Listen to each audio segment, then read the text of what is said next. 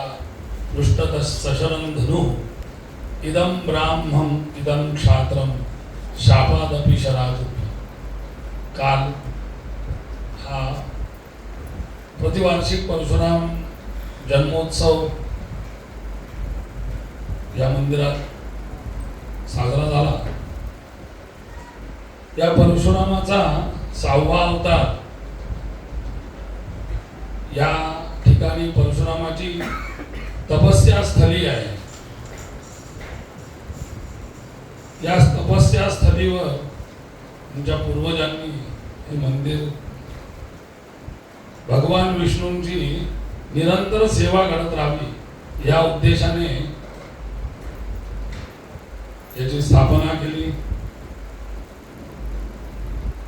या उत्सवाचं एक वैविध्यपूर्ण आराखडा पूर्वजांनी करून ठेवला आणि त्यानुसार हा प्रतिपदा ते षष्ठी हा उत्सव आपण इथे करत असतो. तर या उत्सवाचं उद्देशच असा आहे की त्या भगवंतांचं चिंतन व्हावं. वेदो नित्य मधीयता. शास्त्रात सांगतं की वेदांचं नित्य अध्ययन करावं आणि मग त्याचं अध्ययन झाल्यानंतर त्याचं चिंतन हे फार महत्वाचं असतं. आणि त्याच अनुषंगाने या परशुराम मंदिराचा जन्मोत्सवाचा अंगभूत दुपारी या तत्वाचं चिंतन व्हावं या अनुषंगाने रोज एक एक पुष्प भगवंताला अर्पण केलं जातं. आज आपल्या मंदिरातले सदस्यच पंडित कौस्तुभ शास्त्री पाटणकर हे या विष्णूच्या नाम संकीर्तनाचं चिंतन करणार आहेत. त्यांनी या प्रवचन सेवेला आरंभ करावा ही संस्थेतर्फे त्यांना प्रार्थना करतो.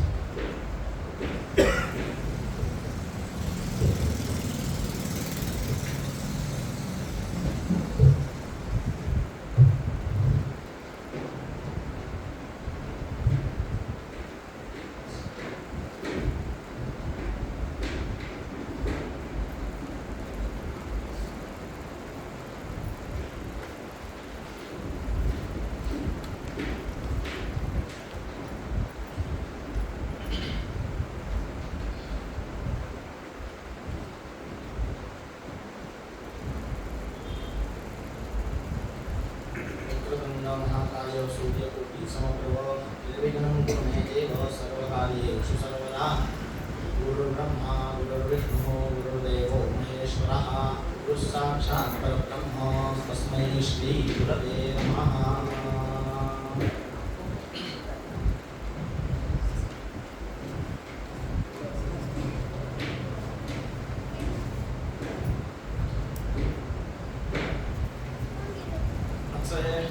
पुष्प भगवंताच्या चरणी मला अर्पण करण्याची संधी संस्थेच्या वतीने उपलब्ध करून दिली त्याबद्दल परशुराम मंदिर संस्थेचे सर्वप्रथम मी आभार व्यक्त करतो. त्यांना धन्यवाद या ठिकाणी व्यक्त करतो. या ठिकाणी उपस्थित असलेले सगळे ज्येष्ठ श्रेष्ठ आपल्या सगळ्यांना माझा नमस्कार प्रणाम. आपल्याला जो विषय आज चिंतना करता घेतला आहे तर तो विष्णू सहस्रनाम आणि नामसंकीर्तन. भगवंताच्या नामसंकीर्तनाविषयी आणि विष्णू सहस्रनामाविषयी असं संमिश्रपणे आपल्याला आज या ठिकाणी विचार करायचा आहे, चिंतन करायचं आहे. विचार माझा चालू होता की कशावरती बोलावं, काय विषय घ्यावा. तर तेव्हाच असं मनामध्ये विचार आला की परशुरामाच्या मंदिरात आपल्याला जर का वाकपुष्प अर्पण करण्याची संधी मिळते आहे तर मग त्या दृष्टीने विष्णूचा अवतार असलेले श्री परशुराम आपण विष्णूविषयीच या ठिकाणी आज बोलू. म्हणून आज हा विष्णू सहस्रनामाचा विषय आणि भगवंताच्या नामसंकीर्तनाचा विषय मी घेण्याचा विचार केलेला आहे. सर्वसाधारण आपल्या सगळ्यांनाच परिचित आहे.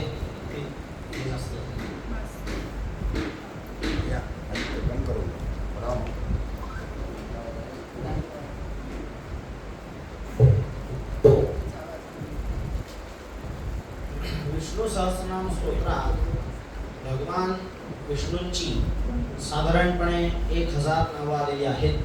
याबद्दल आपल्याला सगळ्यांना परिचय आहेच आहे. नामसंकीर्तनाचं महात्म्य आपण जर बघितलं तर 18 पुराण, 18 उपपुराण, औपपुराण या सगळ्यात एकमुखाने नामसंकीर्तनाचं महात्म्य हे बघायला मिळतं. सगळ्या महापुराणांचं शिरोमणी मानलं जाणारं भागवत महापुराण, त्या भागवतामध्ये परीक्षिताला शुकाचार्यांनी सांगितलं आहे की या कलियुगामध्ये कुठलीही उपासनेची माध्यमं तितकीशी फलद्रूप होत नाही. उपासनेची अनेक माध्यमं सांगितली जातात. भक्ती योग त्याच्यामध्ये येतो, उपासना योग येतो, पण या सगळ्या माध्यमांचा उद्देश काय आहे तर भगवत प्राप्ती व्हावी, भगवंताचा आशीर्वाद मिळावा आणि मनुष्य मात्रांचं कल्याण व्हावं. तर या सगळ्यांमध्ये जी काही उपासना सांगितली, उपासना मार्ग सांगितले, भक्ती मार्ग सांगितलेले आहेत, तर या सगळ्या उपासना मार्गांमध्ये नामसंकीर्तन हे एकमेव साधन असं आहे की या नामसंकीर्तनाच्या माध्यमातून इहलोकी आणि परत्रलोकी कल्याण प्राप्ती होऊन भगवंताची भेट मनुष्य मात्रांना होऊ शकते, असा निर्देश परीक्षिताला शुकाचार्यांनी श्रीमद भागवतामध्ये केलेला आपल्याला बघायला मिळतो. त्याचबरोबर सगळ्या संतांनी, सगळ्या साधू पुरुषांनी, सगळ्या संतांनी अगदी मुक्तकंठाने नामाचं महात्म्य अनेक वारकरी संप्रदायामध्ये सुद्धा केलेलं आपल्याला बघायला मिळतं.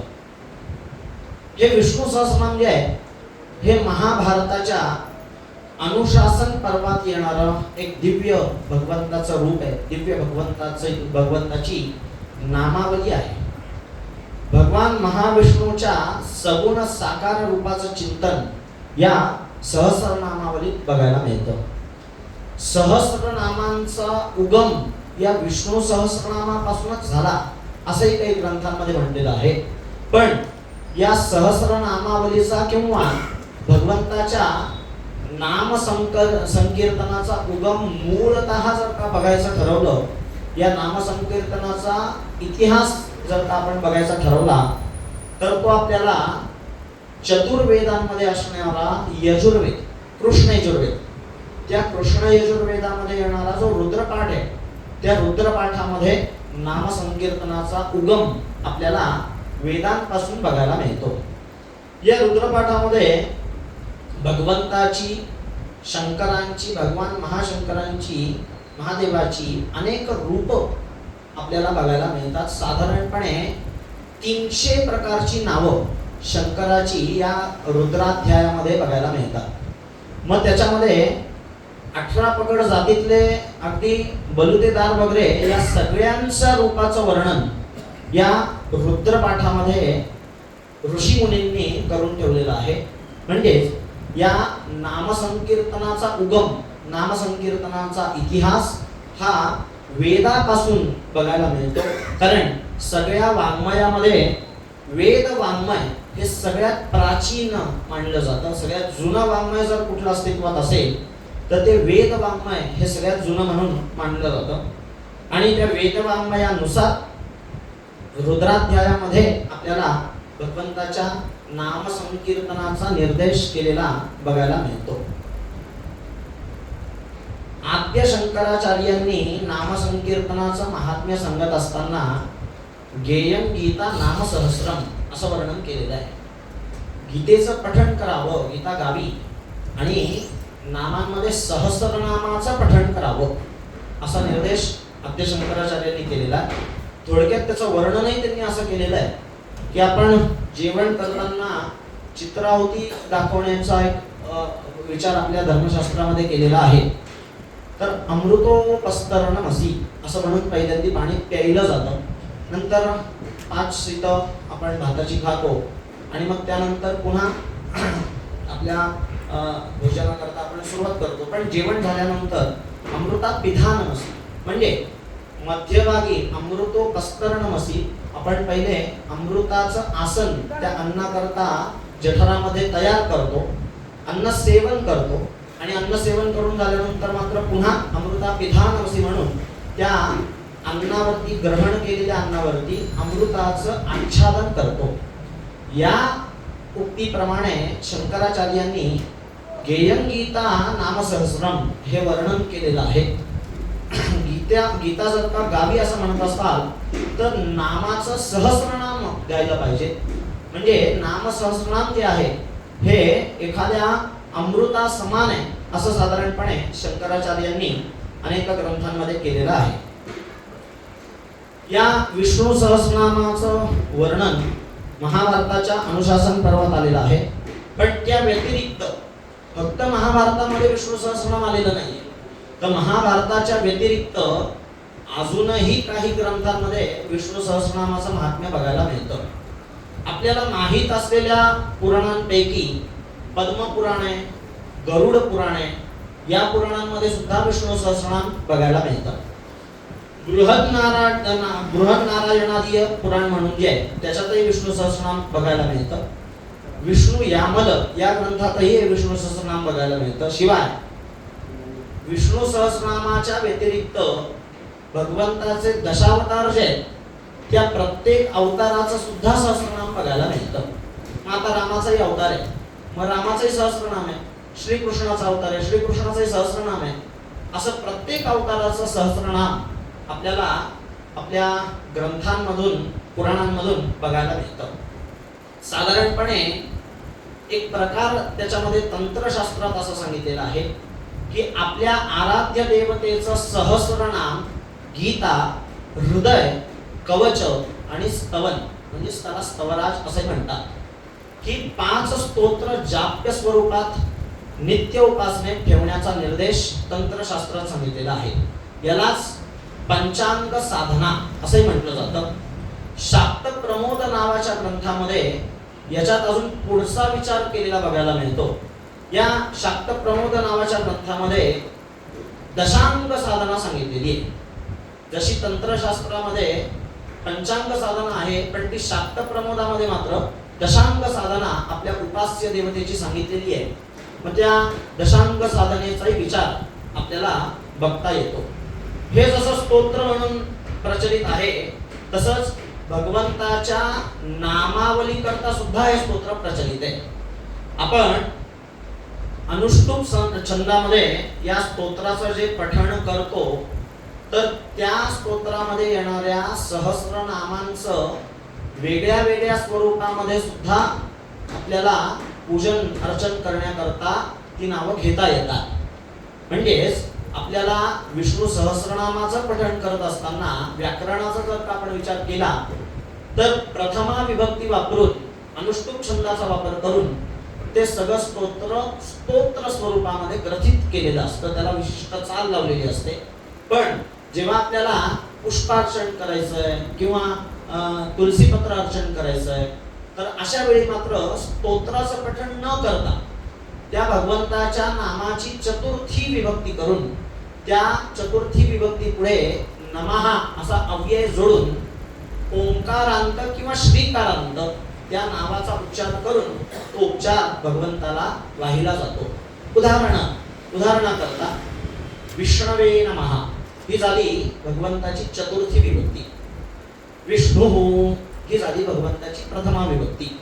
अशा पद्धतीने भगवंताच्या नाम साहस्रीचं जर एक एक नाव घेऊन आपण जर का तुलसी अर्चन केलं, पुष्पार्चन केलं तर साधारणपणे तसा जर का आपण विचार केला तर स्तोत्र जरी नुसतं आपण पठण केलं भगवंताचं आणि त्या स्तोत्राचं जर का नित्य पठण आपण ठेवलं तर त्या अनुषंगाने भगवंताची 1000 नावं आपल्याकडून रोज उच्चारली जाऊ शकतात. आपल्याला साधारणपणे 108 जप करण्याची सवय असते, पण अशा पद्धतीने स्तोत्र पठण जर का आपण नित्य उपासनेमध्ये ठेवलं तर मात्र त्या नामसहस्रीचं सहस्र वेळा म्हणजे 1000 वेळा भगवंताचं नाव आपल्या तोंडून निघू शकतं. अशा पद्धतीने सहस्रनामाचा विचार आपल्याला करता येतो. मग आता या स्तोत्राची पार्श्वभूमी काय आहे? हे स्तोत्र आपल्याला महाभारताच्या अनुशासन पर्वामध्ये बघायला मिळतं वगैरे हे आहे, पण हे स्तोत्र आपल्याला सांगितलंय कोण? या स्तोत्राचे ऋषी कोण आहे? या स्तोत्राचे द्रष्टे कोण आहे? तर त्याचं वर्णन असं केलं जातं की या स्तोत्राचं वाचन, या स्तोत्राचा निर्देश, या स्तोत्राचा उपदेश भीष्माचार्यांनी धर्मराज युधिष्ठिराला केलेला आहे. भीष्माचार्य महाभारताचं युद्ध संपल्यानंतर मरणासन्न अवस्थेमध्ये असताना, म्हणजे कधीही त्यांचा देहपात होईल अशा अवस्थेमध्ये असताना भगवान श्रीकृष्णांनी भीष्माचार्यांना असा आदेश दिला की आपल्या जवळ असलेलं जे ज्ञान आहे तर हे ज्ञान आपण धर्मराज युधिष्ठिराला द्यावं. भगवान भीष्माचार्य हे महाभारतामध्ये त्यांचं खूप मोठ्या प्रमाणात, प्रचंड मोठ्या प्रमाणात वर्णन बघायला मिळतं. कारण या संपूर्ण ज्ञानाचा स्रोत, सगळ्या प्रकारच्या ज्ञानांचा स्रोत, त्याला अष्टपैलू असं म्हणता येईल, अशा प्रकारचं ज्ञान भीष्माचार्यांकडे त्या काळी उपलब्ध होतं. पण आता त्या महाभारताच्या युद्धामध्ये त्यांच्यावरती अनेक घाव झाले होते, अनेक वार झालेले होते, आणि त्या अवस्थेमध्ये अगदी त्यांचा अंतिम समय असताना, अंतिम समयी त्यांना भगवान श्रीकृष्णाने हा उपदेश दिला की आपण युधिष्ठिराला, धर्मराजाला आपल्या जवळचं ज्ञान सांगावं, अशी कृपा करावी. पण अशा अवस्थेमध्ये शरशय्येवरती असलेले भीष्माचार्य त्यांच्या अंतिम समय, अंतिम श्वास त्यांचे अगदी सुरू असताना त्यांनी हा विष्णू सहस्रनामाचा उपदेश युधिष्ठिराला दिलेला आहे. साधारणपणे आपल्यालाही असं एक माहिती असतं की माणूस अंतिम समय जे बोलतो ते फार महत्वाचं बोलत असतो. आपण पिक्चर मधून वगैरे पाहतो की जेव्हा एखाद्या माणसाचा अंतिम काळ सुरू झालेला असतो की आता इथून पुढच्या काही तासांमध्ये, काही मिनिटांमध्ये हा जाणार आहे, अशा अवस्थेमध्ये असताना मनुष्य जो काही विचार मांडतो, जो काही उपदेश केला जातो, तर तो फार महत्वाचा असतो. कारण की तो हृदयापासून केलेला असतो, बिंबीच्या देठापासून केलेला उपदेश असतो. मग अशा अवस्थेमध्ये भीष्माचार्यांनी या विष्णू सहस्रनामाचा उपदेश धर्मराज युधिष्ठिराला दिलेला आहे. पण खरं म्हणजे विष्णू सहस्रनामाचे मूळ जनक जर का आपण पाहिले तर ते भगवान व्यास आहेत. आपल्याला सगळ्यांना माहिती असताना आपल्याला भीष्माचार्यांबद्दलची माहिती आहे, पण याचे मूळ स्त्रोत जर का या विष्णू सहस्रनामाचा आपण शोधला तर तो भगवान व्यासांपर्यंत जातो. भगवान व्यासांनी खरं म्हणजे विष्णू सहस्रनामाचा उपदेश दिलेला आहे. जसं रामरक्षेमध्ये आपण बघतो, बुधकौशिक ऋषी, म्हणजे रामरक्षा बुधकौशिक ऋषींनी आपल्याला सांगितली, पण मुळात रामरक्षा जी आहे ही बुधकौशिकांनी सांगितलेली नसून त्याचं वहन फक्त बुधकौशिक ऋषींद्वारा झालेलं आहे. आदिष्टवान यथा स्वप्ने असं आपण जे रामरक्षेमध्ये म्हणतो, तर भगवानाला, शंकरांना, भगवान महादेवांना या प्रभू रामाचं वर्णन आपल्या समाधी अवस्थेमध्ये करण्याची इच्छा झाली, आणि ते त्यांनी केलेलं जे वर्णन आहे ते बुधकौशिक ऋषींना प्रातःसमयी, म्हणजे पहाटेच्या काळी स्वप्नामध्ये दिसलं, आणि त्यांना दिसलेलं जे वर्णन होतं ते त्यांनी मात्र लिखित स्वरूपामध्ये ग्रथित करून ठेवलं.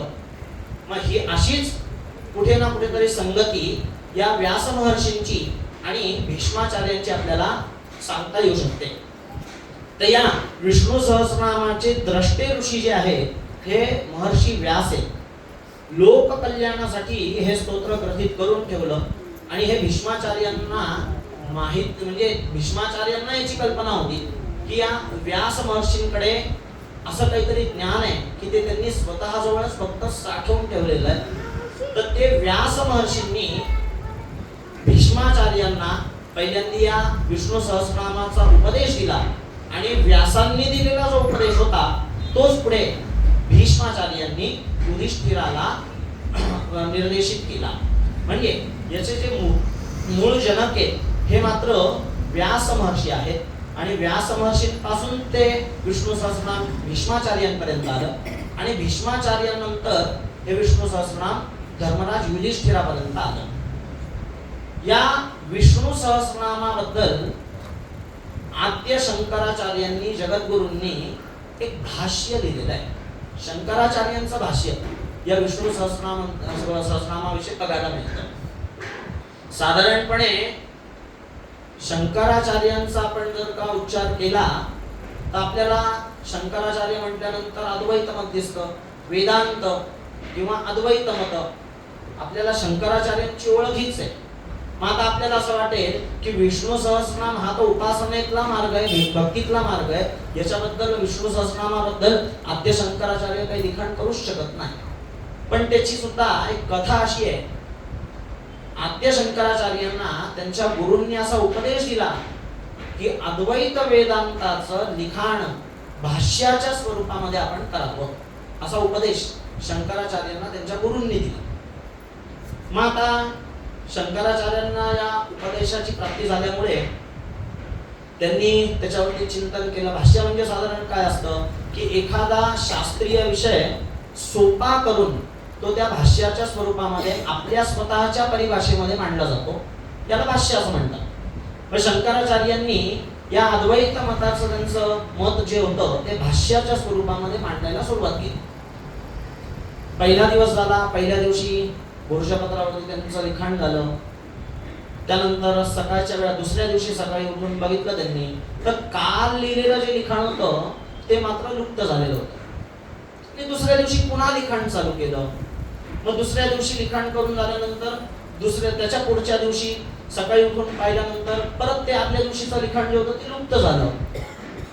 तिसरा दिवस उजाडला, त्यांनी तिसऱ्या दिवशी पुन्हा प्रयत्न करून पाहिला, पण तिसऱ्या दिवशी जे लिखाण लिहिलेलं होतं ते परत चौथ्या दिवशी लुप्तच झालेलं होतं. मग त्यांना हे लक्षात आलं की हे असं रोज रोज जर का होतंय तर याचा अर्थ भगवंताची काहीतरी इच्छा आपल्याकडून अपूर्ण राहते आहे, काहीतरी भगवंताची इच्छा आहे आपल्याप्रती आणि ती आपल्याकडून मात्र केली जात नाहीये. मग ह्या गोष्टीचा विचार करून आपल्याला काय करायला हवं, आपल्या लिखाणामध्ये असा काय व्यत्यय येतोय, काय असा दोष आपल्याकडून होतोय की आपण लिहिलेलं जे काही लिखाण आहे ते मात्र दुसऱ्या दिवशी सकाळी आपण पाहतो तर ते लुप्त होत आहे. तर याचा विचार करत असताना त्याचं काही उत्तर त्यांना सापडत नव्हतं. मग साधारणपणे आता बघा आचार्यांपासून ही पद्धत चालू झालेली आहे.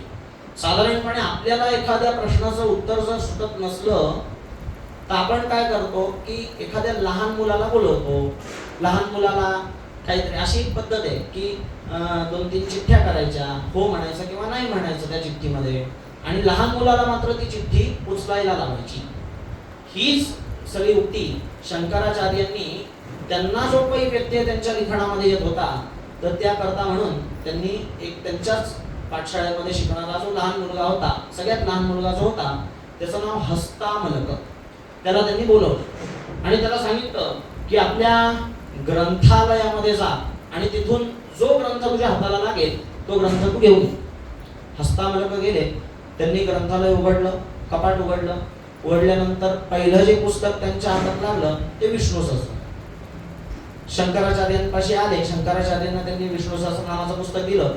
पण आचार्यांना वाटलं आपण तर एवढे अद्वैत मताचे प्रचारक आहोत, वेदांताचं पालन आपण करणारे आहोत, या विष्णू सहस्रनामाबद्दल आपण काय लिहिणार आहे.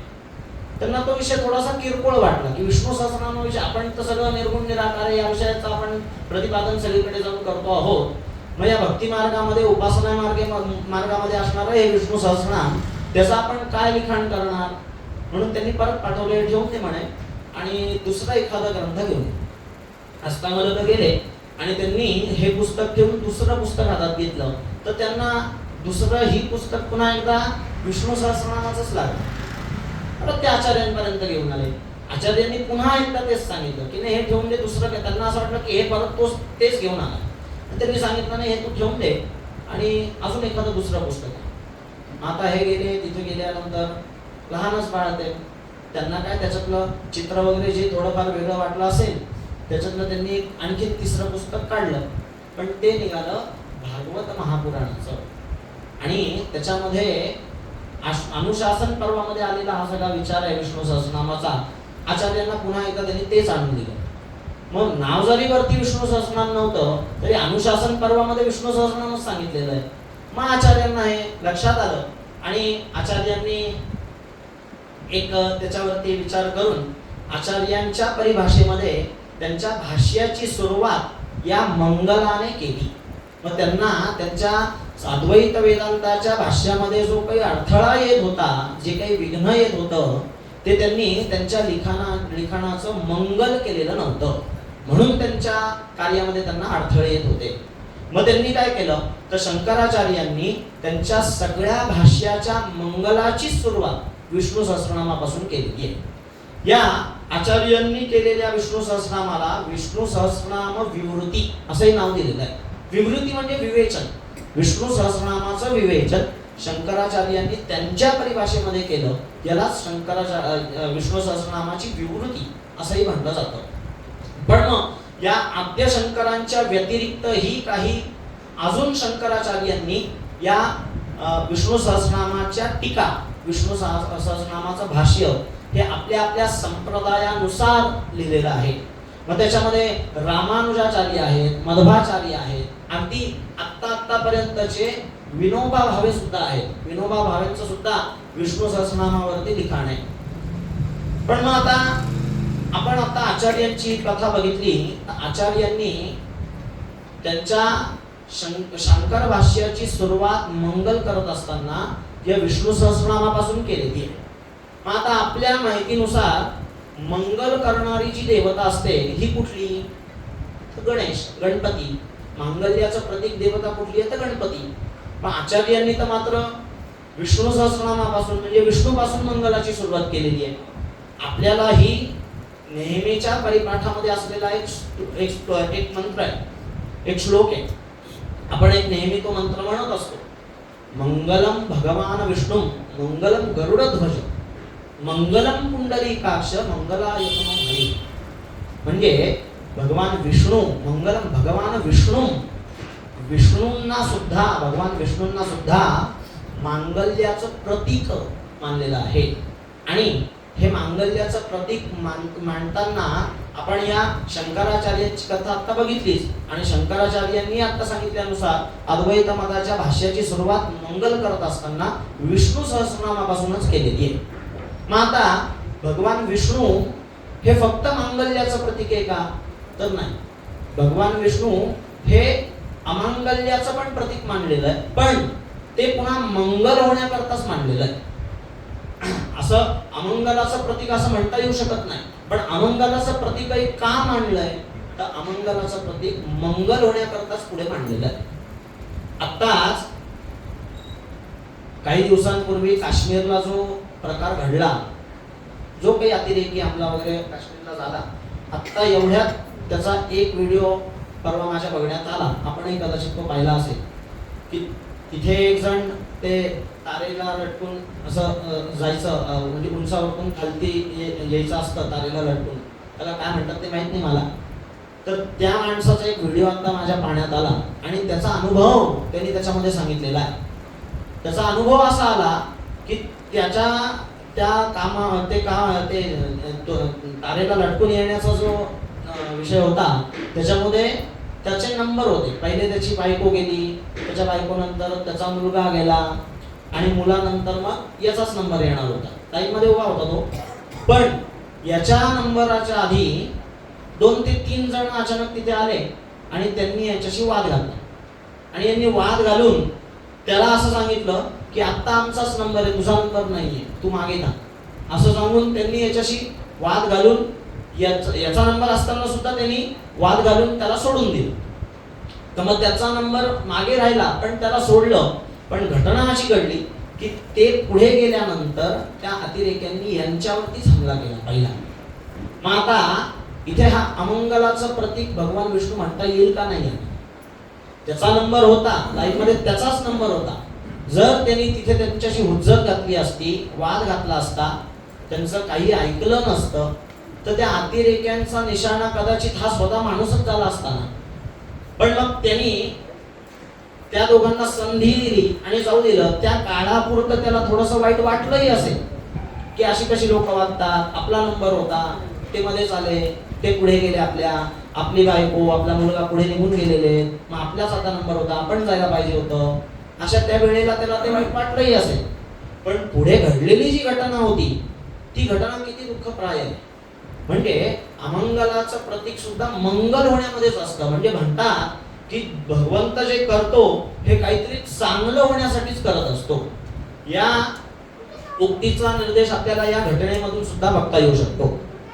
या विष्णू सहस्रनामामध्ये धर्मराज युधिष्ठिर आणि पितामह भीष्म यांचा सुरुवातीला संवाद सांगितलेला आहे.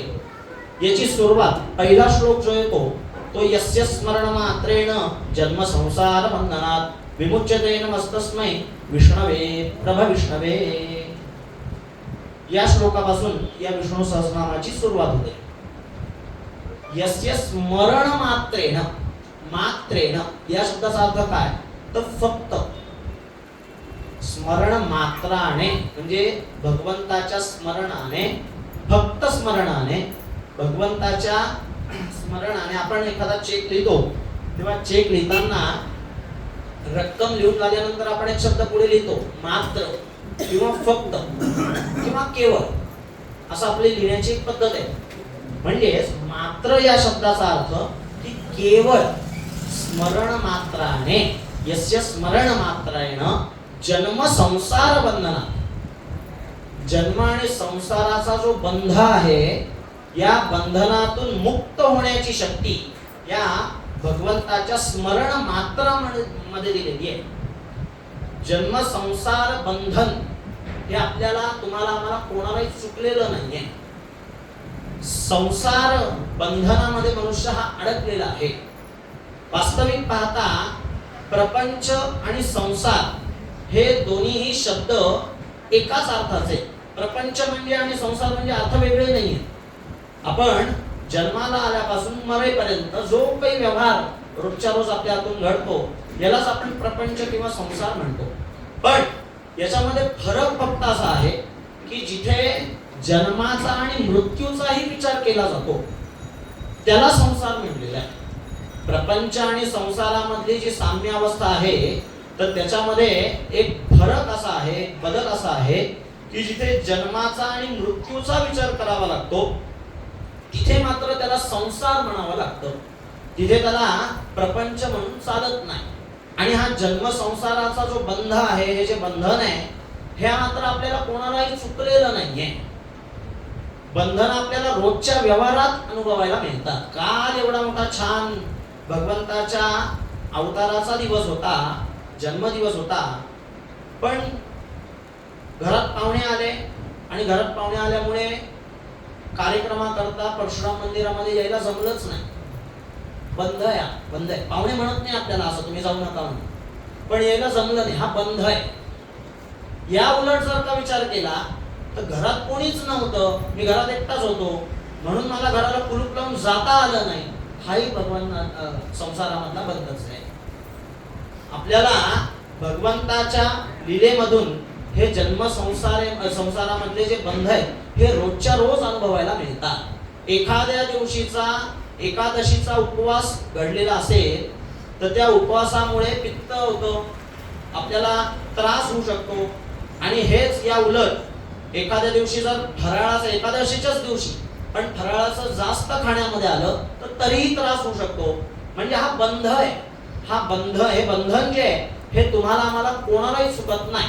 याच्यामध्ये विचार जर का आपण केला तर संपूर्ण कर्मयोग या जन्म संसाराच्या बंधनामध्ये आपल्याला विचारात घेता येऊ शकतो. मुद्दा असा आहे की मनुष्य बंधनात किंवा संसारात अडकतो, तो का अडकतो? जन्म संसारामध्ये मनुष्य अडकतो, पण त्याचं कारण काय आहे? संसारामध्ये अडकण्याकरता त्यासाठी कर्मविपाकाचा विचार आपल्या शास्त्राने सांगितलेला आहे. आपल्या हातून जी कर्म घडत असतात त्या कर्मांचं फळ हे कुठे ना कुठेतरी लिहिलं जातं आणि ते कर्माचं फळ हे आपल्याला निश्चित स्वरूपामध्ये भोगावंच लागतं. चांगलं किंवा वाईट पण ते भोगावंच लागतं. आपल्याला रोजच्या दैनंदिन जीवनामध्ये व्यवहार करत असताना आपण फक्त एक विचार कायमस्वरूपी ठेवला आपल्या व्यवहारामध्ये की मी आता जी कृती करतोय या कृतीचा फलादेश काय. मी आता जे काही वागतोय, मी जे काही आता करतोय, तर या कृतीपासून, मी आता वागत असलेल्या कर्मापासून मला पुढचा जन्म कुठला मिळेल. गाईचा मिळेल का, घोड्याचा मिळेल का, बैलाचा मिळेल का, बकरीचा मिळेल का, हत्तीचा मिळेल का, असा विचार आपल्याला प्रत्येक क्षणाला करणं आवश्यक असतं. आपल्याला एकदा हा कर्मविपाकाचा फंडा लक्षात आला की मनुष्य सुधारितपणे वागायला लागतो. पण आपण हा विचार कधीही करत नाही. एखाद्या ठिकाणी, एखाद्या क्षणी आपला जर एखाद्याशी वाद झाला, एखाद्याशी भांडण झालं, तर आपण त्याच्या डोक्यात दगड घालून मोकळे होतो. आपण आपला राग व्यक्त करण्यासाठी वेगळ्या शिव्या देऊन मोकळे होतो. पण असा विचार कधी केला का आपण की मी आता जी काही कृती करतोय, आता जो काही राग माझा चुकीच्या पद्धतीने व्यक्त करतोय, तर याचं फल मला काय भोगावं लागणार आहे भविष्यामध्ये, याचा विचार आपल्या हातून कधी केला जात नाही. असा विचारच आपण कधी करत नाही. आणि कर्माचं फळ जे असतं ते एकदा कर्म करून झाल्यानंतर आपल्या हातात राहत नाही, ते आपल्याला भोगावंच लागतं. त्यामुळे कर्म करत असताना प्रत्येक वेळेला त्या कर्माचं फळ काय मिळणार आहे याचा विचार आपण नेहमी करणं आवश्यक असतं. आता मध्यंतरीच एक व्हॉट्सअप वरती बोध कथा म्हणून आलेली होती. फार छान आहे, आता सांगण्यासारखी ती कथा आहे. त्याच्यामध्ये त्यांनी अशी गोष्ट सांगितली होती की एका शाळेमध्ये एक सर, शिक्षक शिकवायला जातात. त्या शाळेमधलेच ते शिक्षक असतात. त्यांच्या वर्गामध्ये त्यांचा पिरियड शिकवण्याचा जेव्हा असतो तेव्हा नुकतेच त्यांना कोणी भेटायला पाहुणे आलेले असतात शाळेमध्ये. तर त्याच्यामुळे त्यांना त्यांच्या वर्गामध्ये जायला थोडासा उशीर होतो. मग उशीर झाल्यामुळे साहजिकच मुलं जी असतात वर्गामध्ये, अजून सर आले नाही म्हणून वर्गामध्ये त्यांची मस्ती सुरू होते, एकमेकांना मारझोड सुरू होते, बेंचवरती उड्या मारणं वगैरे हे सगळं सुरू होतं. आपण ते सगळं केलंच आहे आपल्या बाल्यावस्थेमध्ये. हे सगळं त्या वर्गामध्ये त्यांचं सुरू होतं. आणि कालांतराने थोडा वेळ झाल्यानंतर ते सर मात्र त्यांच्या शिकवण्याच्या वर्गामध्ये जातात. आणि सर आल्यानंतर मात्र जी जागा मिळेल त्या ठिकाणी मुलं बसून घेतात. आणि मग नंतर ते सर ती सगळी वर्गातली अवस्था बघतात. बेंच वगैरे हल्लेले, पोरांनी काही कागदाचे गोळे एकमेकांवर फेकलेले, मुलं लाथा मारत होती एकमेकांना, हे सगळं त्यांनी बघितलेलं असतं. आणि मग सर त्यांना 2-3 प्रश्न विचारतात. सर त्यांना विचारतात की आता तुम्ही काय करत होते. तर मुलं म्हणे मस्ती करत होते. मग मस्ती का करत होते. तर म्हणे माझ्या मित्राला त्यांनी समोरच्यांनी लाथ मारली म्हणून आम्ही त्यांना लाथ मारली. सर म्हणे ठीक आहे. मग ते म्हणे अचानक सर म्हणायला लागतात तुम्हाला पुनर्जन्म म्हणजे काय ते माहिती आहे का. सर मुलांना वाटलं आता हे अचानक मारामारीवरून पुनर्जन्मावर कुठे गेले, काही बिघडलंय का काय यांचं. त्याच्यातला एक जण हुशार होता, तो म्हटला हो माहिती आहे म्हणे. काय म्हणे पुनर्जन्म म्हणजे काय. काही नाही म्हणे आपण आता आपलं हे आयुष्य संपलं की आपल्याला पुन्हा जन्म मिळेल. मग म्हणे हा बरोबर आहे, थोडंफार उत्तर तू बरोबर दिलेलं आहे. पण याच्यामध्ये म्हणे पुनर्जन्मामध्ये आपल्या कर्माचा विचार असतो. सर त्यांना मग त्यांचा उपदेश द्यायला सुरुवात करतात. मग सरही त्यांच्या मुलांच्या भाषेमध्येच त्यांना उदाहरण देऊन सांगतात. सर खूप छान उदाहरण सांगतात. सर म्हणे या जन्मी ज्यांनी लाथा मारल्या एकमेकांना, आता तुम्ही लाथाच मारत होते, तर ज्यांनी लाथा मारल्या एकमेकांना त्यांना म्हणे पुढचा जन्म हा फुटबॉलचा मिळेल. मग फुटबॉल काय करतात, कुठल्याही बाजूला गेला, या बाजूने येऊ नये तर त्या बाजूने सगळेजण त्या फुटबॉलला पाय मारण्याकरता, लाथ मारण्याकरताच धावत असतात. पुढचा जन्म म्हणे फुटबॉलचा आहे. आणि ज्यांनी कधी कोणाशी वाद घातले नाही, ज्यांनी कोणाचं चुकीचं चिंतन केलं नाही, ज्यांनी कायम समोरच्याच्या पाठीवरूनच हात फिरवला, असं जे वागतात त्यांना म्हणे व्हॉलीबॉलचा जन्म मिळेल. व्हॉलीबॉल कसा खेळे, तर व्हॉलीबॉल किती खेळाडू असले तरी नियम एकच असतो की तो व्हॉलीबॉल खाली पडू द्यायचा नाही, तो झेलत राहायचा, सतत हातात घेत राहायचा. मग हा उपदेश मुलांना अतिशय पटतो आणि तो उपदेश इथे लागू होतो की आपण जे काही कर्म करतो, तुम्ही लाथा मारल्या तर पुढचा जन्म त्याच पद्धतीचा मिळणार आहे. तुम्ही जर एखाद्याचं चांगलंच चिंतन केलेलं असेल तर मात्र पुढचा जन्मही तुम्हाला चांगलाच मिळू शकणार आहे. जन्म संसार बंधनात, या बंधनाचा विचार करत असताना या कर्म विपाकाचा भाग आपल्याला करणं आवश्यक आहे. एकदा या कर्म विपाकाचं चिंतन प्रत्येक कृतीमधून आपलं व्हायला लागलं की मग चांगलं वाईट हे आपल्याला कळायला लागलं की मग आपलं कर्मही हे निश्चितपणे सुधारतं आणि मग भगवंताचं फलही आपल्याला त्या पद्धतीने मिळायला लागतं. जसं आपण करत असलेल्या कर्मांचं लिखाण या भगवंताच्या दरबारामध्ये प्रत्येक वेळेला लिहिलं जातं. लोकसभेमध्ये, विधानसभेमध्ये आपण टीव्हीवरती बघतो, त्या सगळ्या मंत्री महोदयांची भाषणं सुरू असतात तेव्हा एक टीम, सरकारी एक टीम, ते जे काही भाषण करतायत त्या सगळ्याचं लिखाण करत असते. अगदी सेम भगवंताच्या बाबतीत आहे की जी टीम लिखाण करत असते मंत्री महोदयांचं, पण त्याच्यामध्ये मात्र त्यांना एक सूट असते की त्यांच्या तोंडून एखादा चुकीचा शब्द बाहेर पडला ते भाषण करता करता, तर ते तिथे विनंती करून टाकतात माईक वरती की हे रेकॉर्ड वरती घेऊ नये. पण भगवंताच्या दरबारात मात्र ही मुभा नाही, ही सोय नाही. भगवंताच्या दरबारामध्ये तुम्ही चांगलं करा, वाईट करा, त्या प्रत्येकाचं लिखाण हे निश्चितपणे केलं जाणार आहे. त्यामुळे जन्म आणि मृत्यू या दोन्हीच्या मध्ये घडणारा जो काही व्यापार असतो, या सगळ्यामध्ये कर्मविपाक आहे आणि या कर्मविपाकालाच संसाराचा आपला बंध म्हटलेला आहे, संसाराचा बंध म्हटलेला आहे. फक्त हा कर्मविपाकाचा विचार करत असताना विवेक आपल्याकडे भगवंताने दिलेला आहे. चांगलं काय आणि वाईट काय हे ठरवण्याची संधी आपल्याला भगवंताने दिलेली आहे. मग ती संधी कशी ओळखायची, तर ते मात्र आपल्याला संत सत्पुरुषांनी सांगितलेलं आहे. चहा करत असताना साखरेचा डबा आणि मिठाचा डबा दोन्ही शेजारी शेजारीच आहे, पण चहा करताना चहामध्ये साखर घालावी का मीठ घालावं हे आपल्याला ठरवायचं. कुठे आपण गाडीने प्रवासाला निघालेलो असताना जिथे कुठे आपल्याला जायचं असतं तिथला पत्ता जर का आपल्याला नीट चांगल्या पद्धतीने माहिती नसला तर समोर येणारा एखादा चौक दिसला की मनुष्याने थांबावं, चौकशी करावी, उजवीकडे वळायचंय का डावीकडे वळायचंय आणि त्यानुसार गाडीचं वळण घ्यावं. पण एखादा जर का चौक जरी दिसला आणि कुठे विचारपूस न करता सरळ सरळ जातच राहिला तर मात्र तो चुकणारच आहे. 12:24 ची जर का आपल्याला ट्रेन धरायची आहे मुंबईला जाण्याकरता, तर ती ट्रेन धरण्याकरता 11:30 वाजल्यापासून आपल्याला धावपळ करणं आवश्यक आहे. 12:24 ची ट्रेन धरण्याकरता तुम्ही 12:24 लाच जर का धावपळ करत बसले तर त्याचा काहीही उपयोग होणार नाही. म्हणजे कर्म करत असताना त्या कर्माच्या आधी त्याचा विचार करणं आवश्यक असतो. एकदा तो कर्माचा विचार आधी करता आला की मग आपण त्या जन्म संसाराच्या बंधनामध्ये अडकत नाही. मग आता याच्यामध्ये एखादा कोणी याच्यामध्ये उलटाही विचार करू शकेल की यस्य स्मरण मात्रेण जन्म संसार बंधनात, असं जर का आपण विचार करत असू तर मग भगवंताच्या स्मरण मात्राने जर सगळ्या केलेल्या चुकीच्या कर्मांचाही जर का नाश होत असेल, सगळी चुकीची कर्म जात असतील, मग आपण स्वैराचारच करा, मग कसेही वागा, काहीही करा, फक्त त्या भगवंताचं स्मरण मात्र करा, असा विचार केला तर ते मात्र चुकीचं घडेल. असं होऊ शकणार नाही.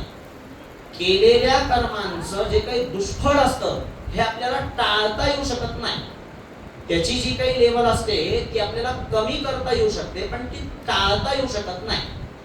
भगवंताच्या चिंतनाने, भगवंताच्या नामसंकीर्तनामुळे पारमार्थिक आध्यात्मिक आपली ऊर्जा वाढेल, उन्नती वाढेल. पण म्हणून काही आपण केलेल्या कुठल्याही कर्माचा नाश होईल तर असं होऊ शकणार नाही.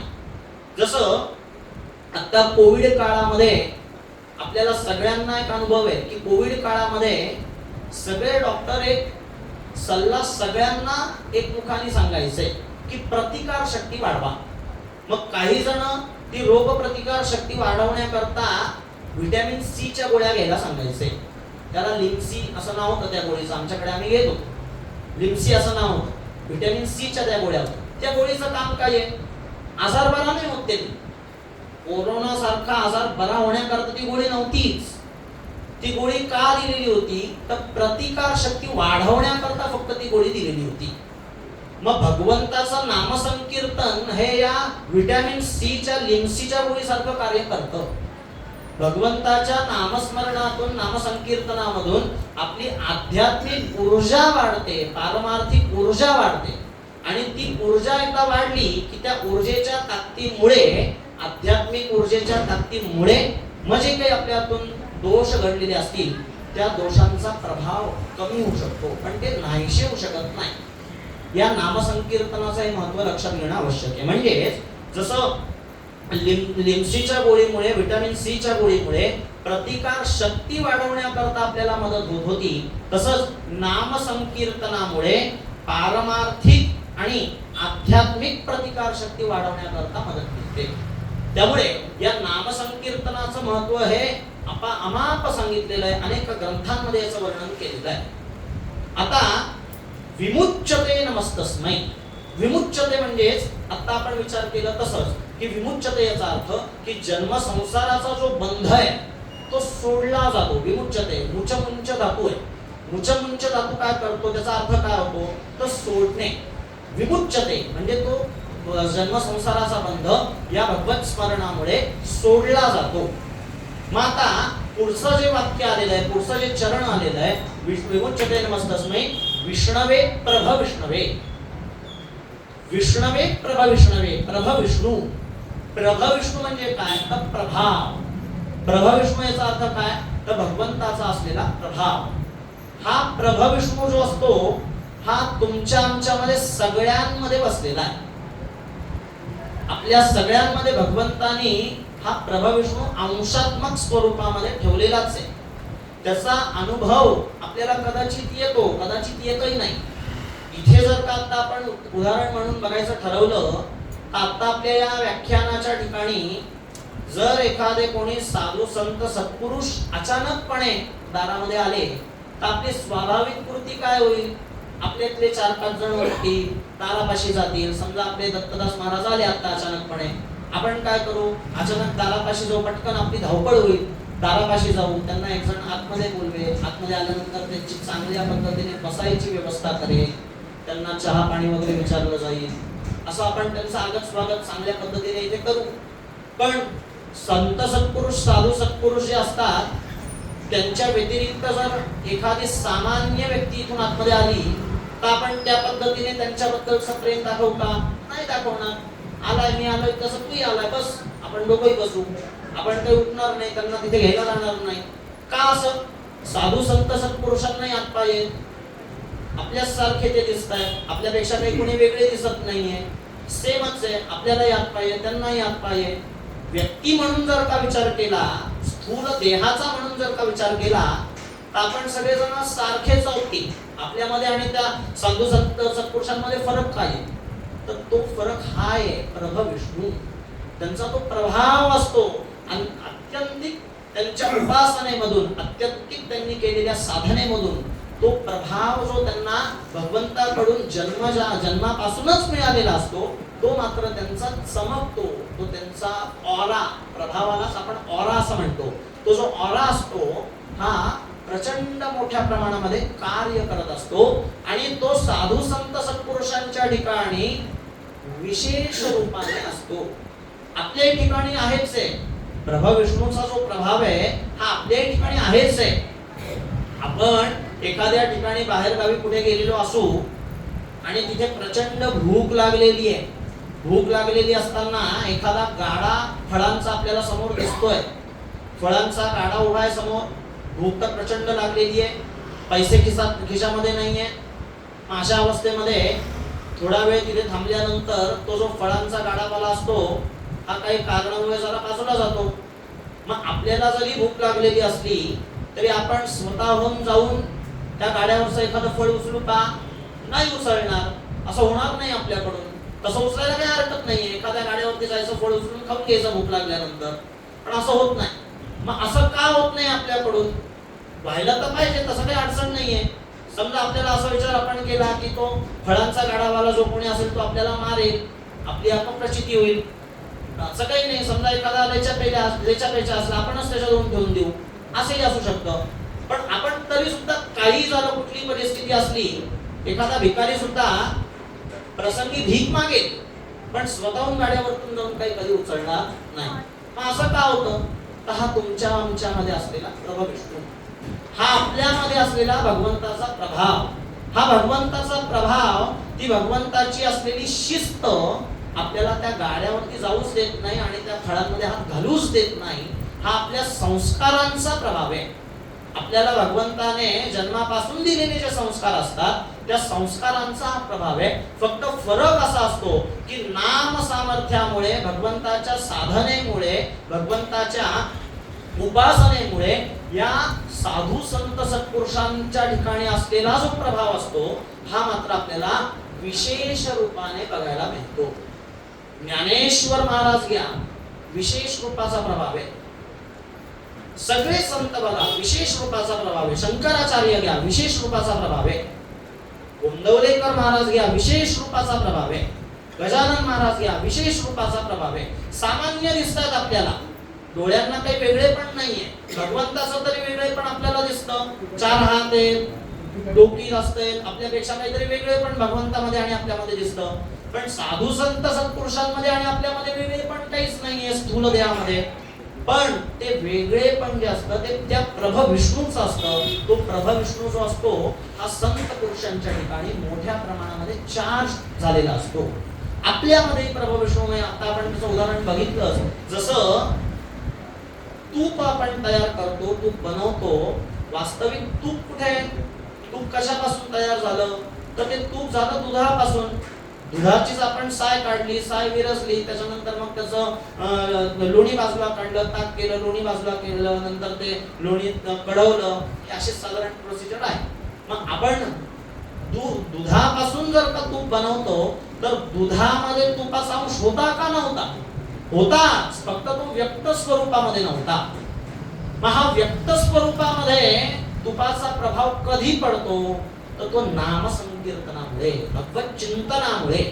नाम सामर्थ्यामध्येही ताकद आहे की तुमच्यामध्ये असणारा, माझ्यामध्ये असणारा जो प्रभ विष्णू आहे, तुमच्या आमच्यामध्ये असणारा जे तूप आहे, हे किती चांगल्या पद्धतीने आणि किती लवकरात लवकर आपण कळवावं, हे नाम संकीर्तनाचं कार्य आहे. या नाम संकीर्तनामुळे आपल्याला प्रभा विष्णूचं दर्शन घडू शकतं. आपण आत्ताच विचार केल्यानुसार या प्रभा विष्णूलाच आपण ऑरा असंही या व्यावहारिक भाषेमध्ये बोलू शकतो, सांगू शकतो. काही जणांचा ऑरा हा आपल्याला खूप सकारात्मक वाटतो. एखादी व्यक्ती समोरून आली, ती काही बोलली जरी नाही, नुसती आपल्याकडे बघून एखादी व्यक्ती हसली तरी आपल्याला प्रसन्न वाटतं. तो ऑरा काम करत असतो.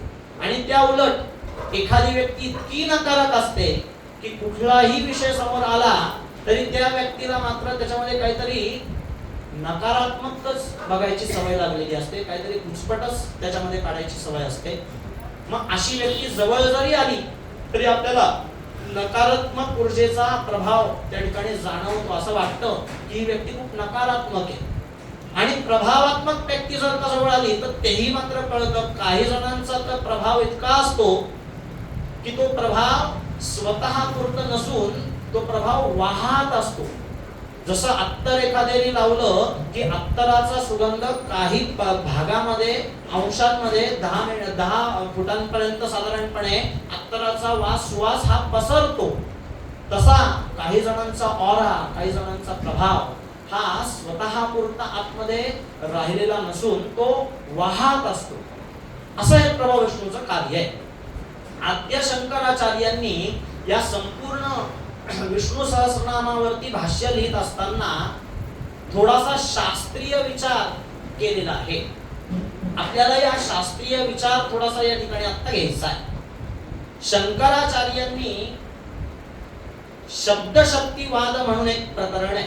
त्या शब्दशक्तिवादामध्ये किंवा संस्कृत व्याकरणाचा जर का विचार आपण केला तर त्यामध्ये अभेदाचं चिंतन करत असताना, अभेद म्हणजे काय तर एखादी व्यक्ती आणि दुसरी व्यक्ती त्यामध्ये असणारा जो काही अंतर आहे, जो काही भेद आपण म्हणतो तो मानायचा नाही, असं पदार्थांचं उदाहरण त्यांनी दिलेलं आहे. तर हा शास्त्रीय विचार करत असताना काही ठिकाणी हा अभेद संबंध जो असतो हा आवृत स्वरूपाचा सांगितलेला आहे.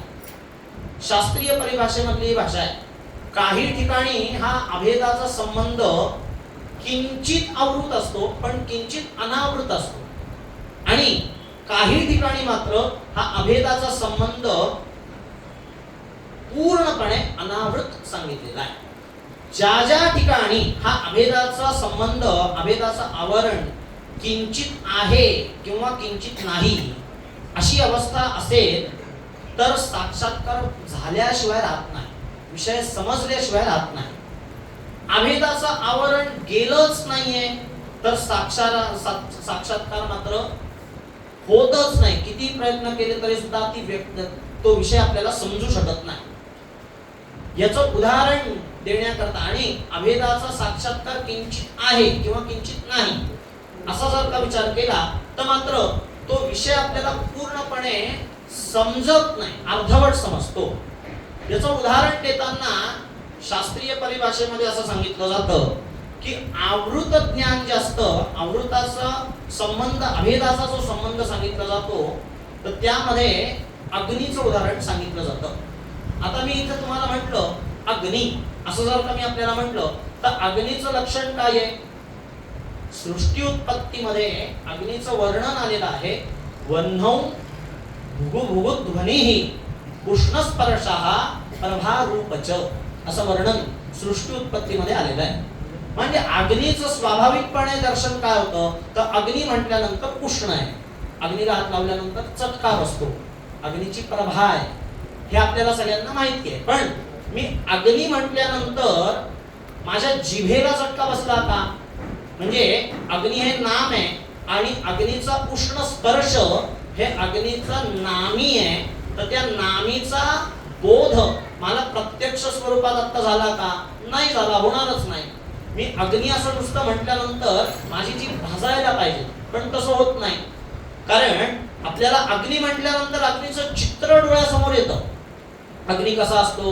अग्नीला हात लावल्यानंतर चटका बसतो, त्याच्यामुळे अग्नीला हात लावू नये, अग्नीची प्रभा असते, असं आपल्याला अग्नीचं वर्णन आपल्या डोळ्यासमोर येतं. म्हणजे अग्नी म्हटल्यानंतर अग्नीपासून मिळणारं जे फळ असतं ते फळ प्रत्यक्ष स्वरूपात आपल्याला अनुभवता येत नाही. तसंच आता जर का आपण म्हटलं सुरी, तर सुरी म्हटल्यानंतर त्या सुरीचं जे कार्य आहे की एखादा पदार्थ कापणं, तर तो प्रत्यक्ष इथे होईल का? होणार नाही. सुरी म्हटल्यानंतर सुरीचं चित्र डोळ्यासमोर येईल की अशी अशी सुरी असते, याला सुरी म्हणतात, त्याची फळं कापता येतात, असं आपल्या डोळ्यासमोर सगळं येईल. पण सुरी म्हटल्यानंतर आपल्याला प्रत्यक्ष जी कापली जायला पाहिजे तर तसं होत नाही. म्हणजे काय झालं तर हे आवृत ज्ञान आहे. हे जे ज्ञान होतं हे आवृत आहे, त्याला आवरण आहे. ते आवरण असल्यामुळे आपल्याला त्या पदार्थाचा अनुभव प्रत्यक्षात घेता येऊ शकत नाही. दुसरा जो विचार शास्त्राने सांगितलेला आहे की किंचित आवृत आणि किंचित अनावृत अशा पद्धतीचं ज्ञान असतं, तर त्याचा उच्चार केल्यानंतर आपल्याला थोड्या प्रमाणामध्ये किंचित स्वरूपामध्ये विषय समजतो, पण काही स्वरूपामध्ये काही ठिकाणी तो विषय समजत नाही. समजा आता मी इथे आपल्याला म्हटलं चिंच, तर चिंच म्हटल्यानंतर काय होतं? आपल्या तोंडामध्ये पाणी सुटायला लागतं. लिंबू असं जर का मी आता म्हटलं तर काय होतं की तोंडामध्ये पाणी सुटायला लागतं. चिंच असं म्हटल्यानंतर काय होतं? तोंडात पाणी सुटायला लागतं. तर तसंच या चिंच म्हटल्यानंतर चिंचेचा जो गुणधर्म आहे त्या पदार्थाचा की आंबटपणा, तो आपल्याला अनुभवता येतो का? नाही येऊ शकत. लिंबू असं म्हटल्यानंतर त्या लिंबाचा जो आंबटपणा आहे तो अनुभवता येतो का? तर नाही येऊ शकत. मग आता चिंच किंवा लिंबू म्हटल्यानंतर अर्धवट ज्ञान झालं. काय ज्ञान झालं? तर तोंडामध्ये पाणी सुटलं.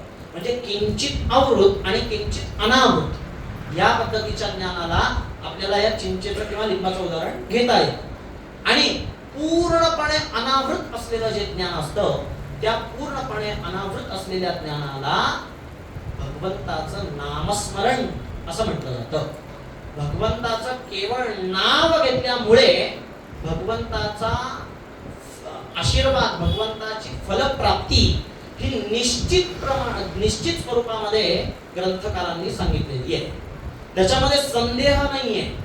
अमृत ज्ञानामध्ये आपण अग्नी असं म्हटल्यानंतर त्या अग्नी शब्दावरती आवरण असल्यामुळे अग्नीचं रूप आपल्या डोळ्यासमोर येईल, अग्नीचं स्मरण आपल्याला करता येईल. पण अग्नीचा जो परिणाम असतो तो मात्र अनुभवता येणार नाही. किंचित आवृत किंचित अनावृत ज्ञानामध्ये मात्र थोड्या फार प्रमाणामध्ये आपल्याला ज्ञान मिळू शकतं, पण पूर्णपणे ते ज्ञान मिळू शकत नाही.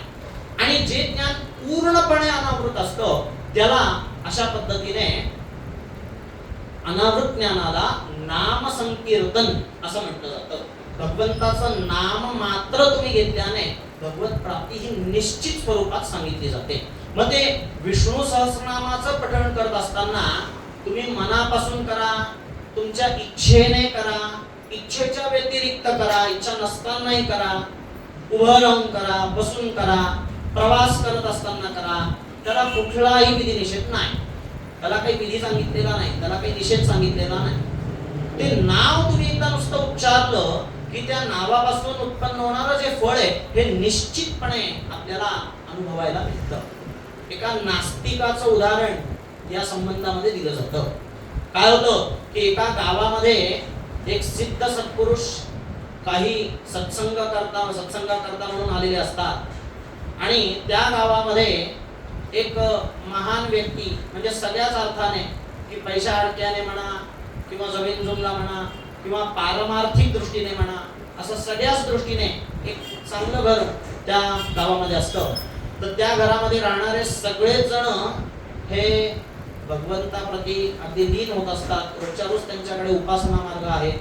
अशा पद्धतीने एक चांगलं घर त्या गावामध्ये असतं. पण एक गालबोट लागावं तसं की त्यांच्या घरी सगळेजण राहत असताना एक व्यक्ती त्या भावाचा ती जी घरचा जो कर्ता पुरुष असतो त्या कर्त्या पुरुषाचा भाऊ हा मात्र त्या घराण्यामध्ये खूप नास्तिक असतो. त्याची अजिबात भगवंतावरती श्रद्धा नाही, कुठल्याही प्रकारे भगवंताला हात जोडणं नाही, कुठल्याही मंदिरात जाणं नाही, भगवंताची जपमाळ हातात घेणं नाही, काहीच नाही. म्हणजे पूर्णपणे नास्तिक ती एकच व्यक्ती त्या घरामध्ये असते. तर ते सिद्ध सत्पुरुष त्या गावामध्ये आलेले असताना हे संपूर्ण घरातले सदस्य तिथे त्या सत्संगा करता नामसंकीर्तना करता म्हणून जातात. कोणी त्यांची पूजा करतं, कोणी त्यांचं स्तवन करतं, त्यांना कोणी नमस्कार करतात, कोणी त्यांची स्तुती, असे सगळेजण आपल्या आपल्या परीने करत असतात. ते सगळं झालं तर हे सगळं झाल्यानंतर ही जी व्यक्ती असते त्या घरातला जो कर्ता पुरुष असतो तो मात्र खूप वेळ झाला तरी त्या सत्संगाच्या ठिकाणून हलतच नाही, उठतच नाही. मग कालांतराने त्या सिद्ध पुरुषाच्या सुद्धा लक्षात येतं की ही व्यक्ती बराच वेळापासून बसून राहिलेली आहे, काय नक्की याचं म्हणणं आहे. डायरेक्ट त्याला विचारतात की बाबा रे तू बऱ्याच वेळापासून इथे बसला आहेस, काय तुझं म्हणणं काय, तुला काही विचारायचं आहे का, काही शंका आहे का, तर ये माझ्याजवळ, माझ्याशी बोल. तर हे कर्ते पुरुष जे असतात ते तिथे जातात आणि ते तिथे त्यांची व्यथा त्यांना सांगतात की असं असं आहे की आमचं घर खूप पूर्वापार आमच्याकडे भगवत चिंतन सगळ्यांकडून केलं जातं. आम्ही सगळेजण माळकरी आहोत. आमच्याकडे सगळेच जण आम्ही भगवंताचं काही ना काही असं आमच्याकडे करतच असतो.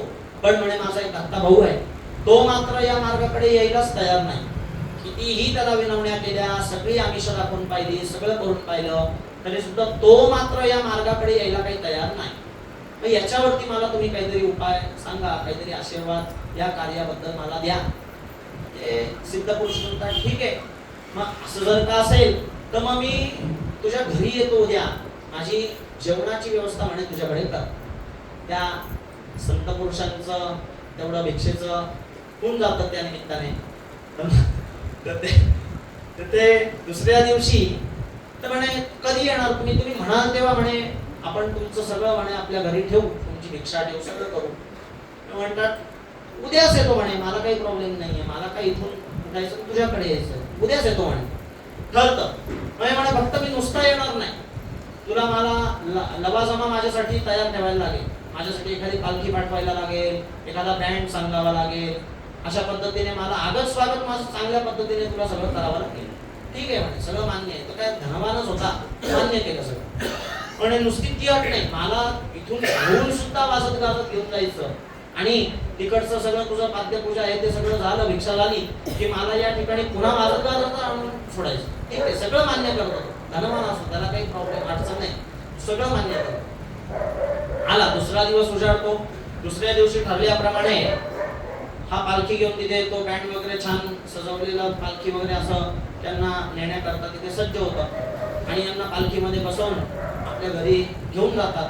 हे तो जो नास्तिक मनुष्य असतो घरामधला, याला याची कल्पना असते की अशी अशी एक व्यक्ती, सिद्ध पुरुष आहेत, संत आहेत, आपल्या घरी आज येणार आहेत, त्यांची आज आपल्याकडे पाद्यपूजा ठेवलेली आहे. पण मग आता या मार्गाची अजिबातच आवड नसल्यामुळे तो काय करतो, स्वतःला कोंडून घेतो एका खोलीमध्ये घरामध्ये. तुम्ही तुमचा गोंधळ म्हणे घाला, काय करायचा तो, मला त्या भानगडीत पडायचं नाही. कोणी साधू येऊन येतं सांगतोय मला त्या भानगडीत पडायचं नाही, मला कोणी बोलवायचं नाही, ठीक आहे. हा स्वतःला कोंडून घेतो. येतात संत पुरुष वाजत गाजत घरापर्यंत यायला लागला. बँडचा आवाज त्या नास्तिकाच्या कानावर पडायला लागला की तो मनातल्या मनात त्यांना शिव्या घालायला लागतो, खाऊन त्यांना शिव्या देतो आणि एकंदरीतच त्याची नाराजगी व्यक्त करायला लागतो. आणि मग ते घरात आल्यानंतर त्यांचं सगळं पाद्यपूजा होते, त्यांची भिक्षा होते. हे सगळं झालं की मग तो जो कर्ता पुरुष असतो तो त्या सिद्ध पुरुषांना परत सांगायला जातो की महाराज, काल जो आपला विषय झालेला होता की माझ्या भावाबद्दलचा प्रश्न घेऊन मी तुमच्याकडे आलेलो होतो, तर त्याचा आता काय करायचं, आपला तो विषय बाजूला राहिला. म्हणजे महाराज म्हणतात नाही, माझ्या लक्षात आहे, आपण त्याचा आता बघूया. पुढे म्हणतो म्हणजे त्यांनी आज सकाळपासूनच स्वतःला कोंडून घेतलंय. त्याला कळलं की तुम्ही आज घरी येणार आहे आणि नकारात्मक सगळी ऊर्जा असल्यामुळे त्यांनी सांगून टाकलं की मला या विषयात यायचं नाही आणि त्यांनी स्वतःला कोंडून घेतलं. कुठे म्हणे ती खोली, मला दाखव. मग हा तिकडे त्या खोलीकडे घेऊन जातो. महाराज म्हणतात की ठीक आहे, आता एक काम करा की तुम्ही सगळेच जण, घरातल्या सगळ्यांसहित बाहेरचे आलेले जे कोणी आहेत ते सगळेच जण तुम्ही इथून घरातून आता निघून जा. फक्त निघून जाताना मात्र सोबत आणलेली पालखी, सोबत आणलेला बँड हे सगळं वाजत गाजतच मात्र घेऊन जा आणि मी मात्र एकटाच या घरामध्ये थांबणार आहे. हे त्या दरवाजापाशी उभे राहतात, पूर्ण वेळ थांबून राहतात. हे ठरल्याप्रमाणे बँडवाले रिकामीच पालखी घेऊन जातात, बँड वाजवत असे घेऊन जातात. तो जो आतमध्ये नास्तिक कोंडून घेतलेला असतो, आतमध्ये बसलेला असतो, तर तो बँडचा आवाज परतीच्या दिशेने त्याला जाताना ऐकायला येतो आणि हे असं त्याला लक्षात येतं की गेली पिढा एकदाची घरात. आणि मग त्याला असं वाटतं की आता थोडा वेळ 5-10 मिनिटं थांबू आणि 5-10 मिनिटानंतर आता दार उघडून जाऊ बाहेर, जरा काहीतरी रेलचल खाऊ पिऊ मजा करू. म्हणून तो 10-15 मिनिटं वाट बघून मग दार उघडायला जातो. पण त्यावेळी मात्र त्या संत पुरुषाने बाहेरून दाराची कडी लावून घेतलेली असते. मग आता हा आतून दार उघडतो पण दार काही उघडत नाही. दार वाजवून पाहतो, सगळ्यांना आवाज देऊन पाहतो, अरे मेले का, मी कधीच आतमध्ये बसलोय, मला कोणी पाणी सुद्धा विचारलं नाही, चहा सुद्धा विचारला नाही. असं सगळ्यांचा उद्धार करून आतमध्ये अडकलेला राहतो आणि क्रोध मोठ्या प्रमाणामध्ये. दार उघडतच नाही म्हटल्यानंतर काय करणार, तर मग जोरजोरात दार वाजवायला लागतो. थोडा वेळ झाला, 5 मिनिटं, 10 मिनिटं, 15 मिनिटं झाले आणि मग ते सिद्ध पुरुष दरवाजा एकदाचा उघडतात आणि तत्क्षणी त्याचा मनगट घट्ट पकडून ठेवतात. ते तेज असतं त्यांच्याकडे, ब्रह्मतेज असतं, तर त्या शक्तीचा परिणाम ते मनगट त्याचा एकदम घट्ट पकडून ठेवतात. हा खूप प्रयत्न करतो तिथून सुटण्याचा. हा म्हणे तुम्ही कोण, म्हणे तुमच्याकडे आज जे साधू येणार होते ना ते तो मीच आहे, म्हणे मीच येणार होतो आज तुमच्याकडे. हा डोक्याला हात लावून घ्यायचो की अरे ही पिढा गेलीच नाही म्हणजे अजून. हा म्हणे माझा हात सोडा, मला का धरून ठेवले. साधू म्हणतात एकदा भक्त राम म्हण, मी तुला लगेच सोड. हा म्हणतो नाही मला त्याच्यात पडायचंच नाही म्हणून तर मी कोंडून घेतलं स्वतःला. मला ते राम म्हणाय, मला जर का त्याच्यात पडायचं असतं तर मी कधीच बाहेर येऊन बसलो असतो, तुम्हाला आणायलाच मी आलो असतो. पण मला त्या भानगडीतच पडायचं नाही, मला तो विषय आवडतच नाही म्हणून तर मी स्वतःला कोंडून घेतलंय ना. मी नाही म्हणणार फक्त एकदा राम म्हण, मी तुला लगेच सोडतो. नाही मला तुम्ही सोडा, मला सोडा, मला सोडा. काहीही केलं तरी यांच्याकडे ताकद असते, हे काही त्याला सोडतच नाही. शेवटी तो वैतागून हे सोडतच नाही हे बघून शेवटी तो एकदाचा म्हणतो, घ्या म्हणतो मी म्हणे राम. राम म्हटल्यानंतर त्यांना थोडासा आनंद होतो. ठीक आहे म्हणे, तू आता राम म्हटलायस ना म्हणे, एक वचन तू माझं पूर्ण केलं, आता मी तुला सोडतो. जर सोडलं म्हणे, दुसरं एक वचन फक्त मला दे म्हणे की आता तू जे राम म्हटलास त्या रामामुळे, त्या नामाच्या उच्चारामुळे जे काही पुण्य उत्पन्न झालं हे पुण्य तू कुठल्याही परिस्थितीमध्ये म्हणे विकू नको, कोणालाही विकू नको. काही झालं तरी, कुठलीही परिस्थिती आली तरी हे राम नामाचं तुला आता जे काही पुण्य मिळालंय हे मात्र विकू नको. याला वाटतं नुसतं राम म्हटल्याने काय असं पुण्य मिळणार आहे. हा म्हणतो घ्या म्हणे, पुन्हा म्हणतो म्हणे राम, आणि नाही विकत जा म्हणे कोणाला. आता तिथून ते सिद्ध पुरुष निघून जातात. पण कालांतराने परिणाम असा घडतो की तो नास्तिक मनुष्य जो असतो तो वारतो, त्याचा देहपात होतो, जातो तो. आणि मग आता तिथून पुढची सगळी प्रक्रिया आपली सांगितलेलीच आहे की मग तो सूक्ष्म देह असतो, मग त्याला यमधर्माकडे जावं लागतं. मग चित्रगुप्ताकडे गेल्यानंतर त्याचा इतिवृत्तांत सगळा आयुष्यामधला वाचला जातो. ते सगळी कृती त्याच्याबद्दल घडते. गरुड पुराणात आपण ते सगळं बघतो. मग आता तिथे गेल्यानंतर यमधर्म म्हणतो की याचं सगळं काढा, याचं पुस्तक काढा, काय काय यांनी दिवे लावले, काय केलंय, पाप काय केलंय, पुण्य काय केलंय, हे सगळं काढा, एकदा वाचायचा पाढा. चित्रगुप्ताकडून ते सगळं वाचन केलं जातं. हे वाचन करता करता चित्रगुप्त म्हणतो यांनी कुठलंही चांगलं कर्म केलेलं नाही. सगळी खराब कर्म, जी कुठली खराब कर्म म्हणून गणली जातात ती सगळी यांनी केलेली आहेत म्हणे. फक्त राम या शब्दाचा त्यांनी, राम नामाचा जप फक्त 2 वेळा केला उभ्या आयुष्यामध्ये, बाकी यांनी काहीच केलेलं नाही. पण मग आता त्या यमाला एक प्रश्न पडतो की नक्की आता याला फळ द्यावं काय.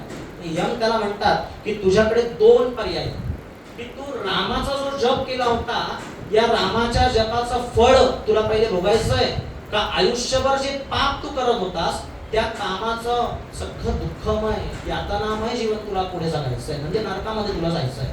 तुला 2 आता मी इथे पर्याय ठेवतो, काय करायचंय तुला.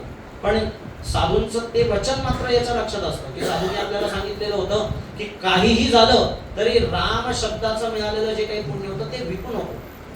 पण मग याला असं वाटतं की आपल्याला आता चान्स मिळालाच आहे, संधी मिळालीच आहे, आणि तो मूळतः असणारा जो काही निगेटिव्ह पद्धतीचा ऑरा तो काम करतच असतो गेल्यानंतर सुद्धा.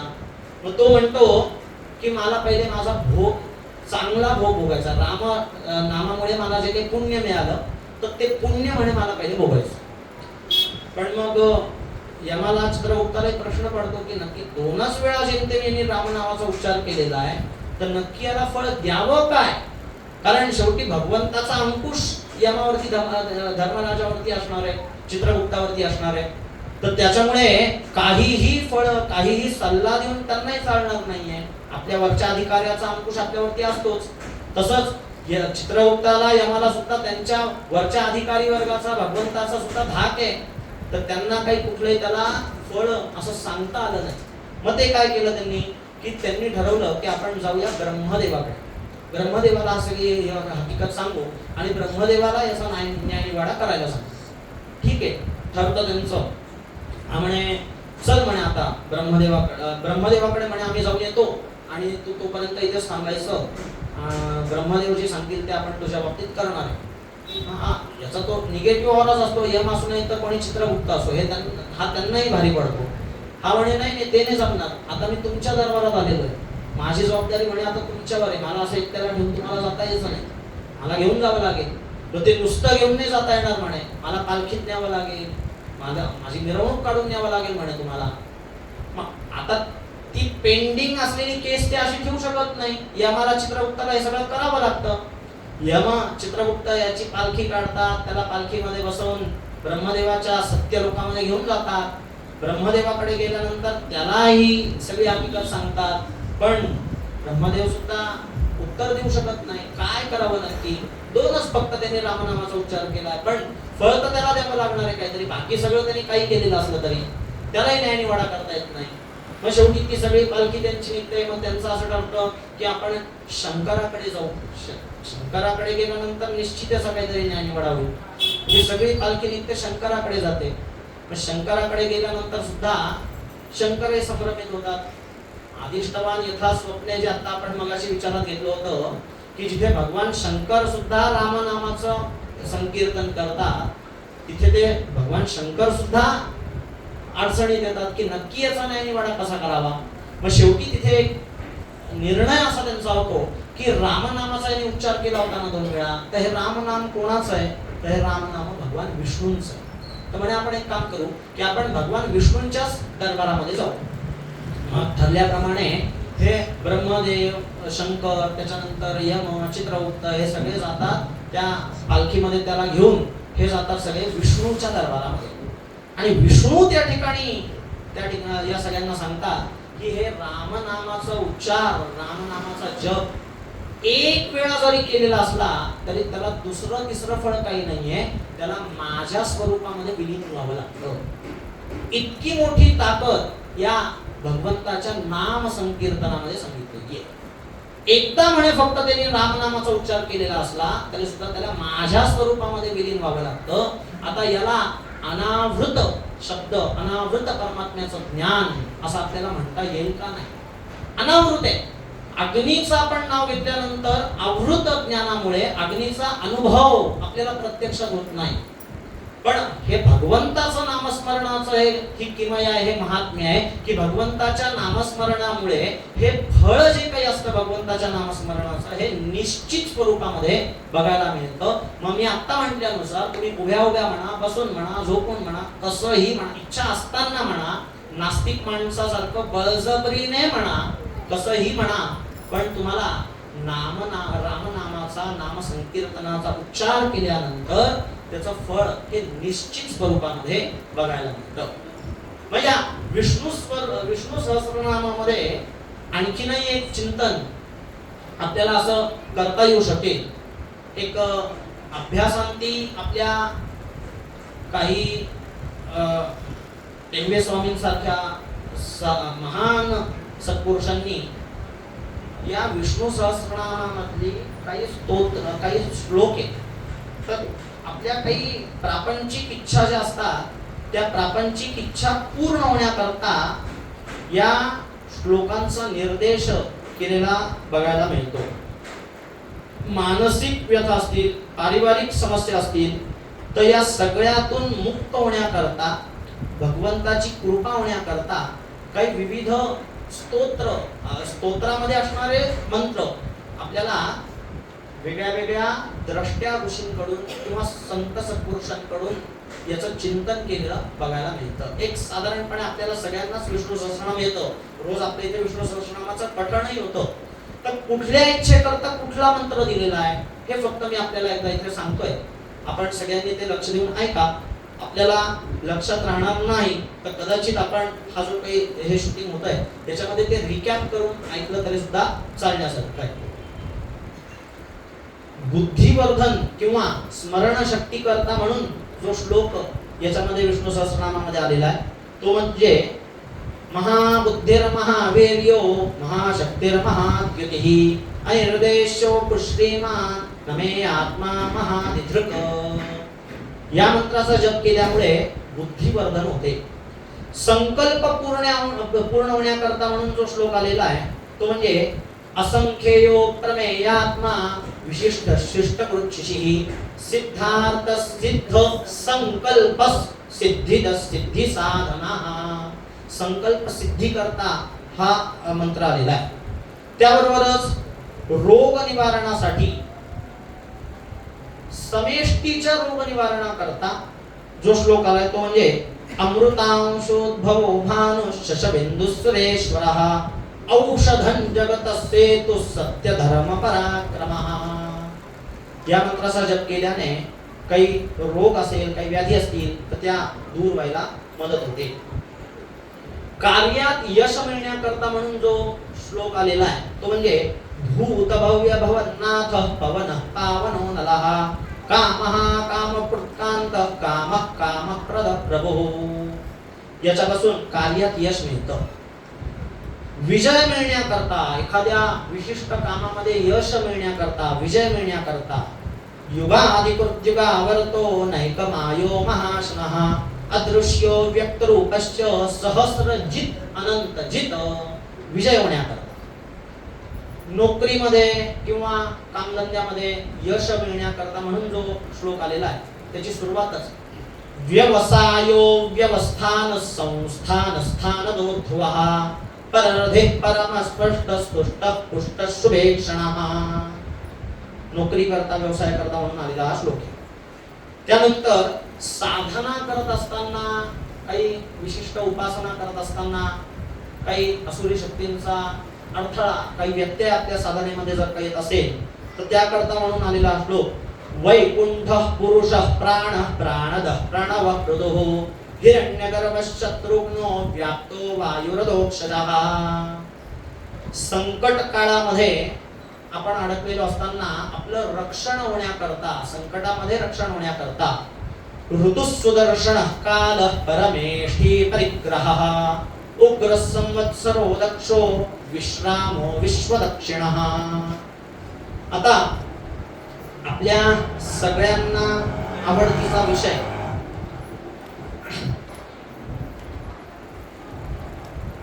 आपल्या सगळ्यांच्या आवडतीचा विषय अर्थप्राप्ती, धनप्राप्ती करता आलेला जो श्लोक आहे, विस्तार स्थावर स्थानु प्रमाण बीज व्ययम अर्थो नर्थो महाकोशो महाभोगो महाधनः.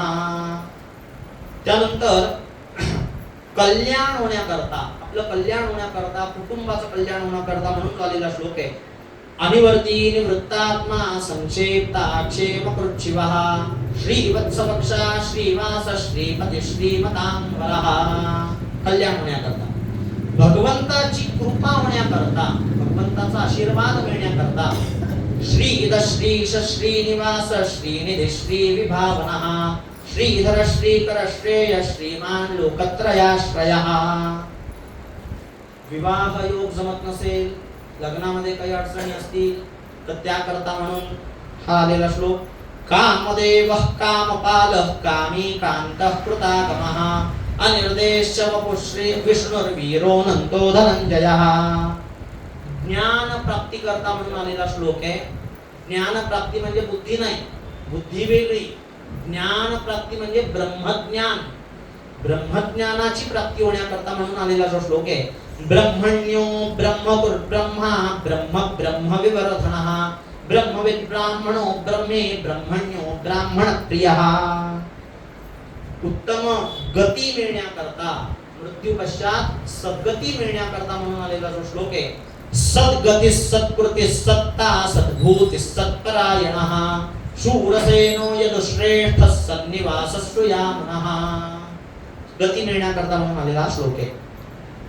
वासना दूर होण्याकरता, आपल्या काही इहलोकी आपल्या काही वासना असतील तर त्या दूर होण्याकरता म्हणून भूतावासो वासुदेव सर्वासु निलयो नलः दर्पः दर्पतो दृप्तो दुर्दरोथा पराजितः.